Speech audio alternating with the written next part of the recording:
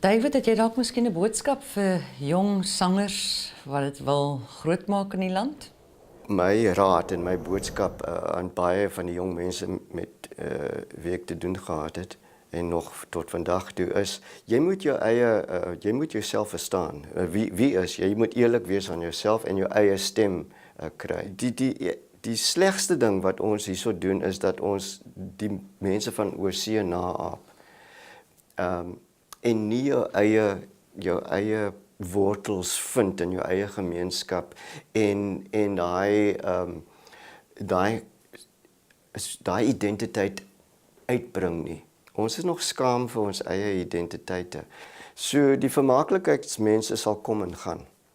Maar mense wat kunstenaars is, wat iets uniek en iets 'n nuwe insig kan gee op 'n onderwerp. Dis 'n kunstenaar en jy kan dit uitbeeld en opvoer. Jy het 'n beter kans van sukses, dink ek. Wel, dit is wat met my gebeur het. Ek wil net huis toe gaan.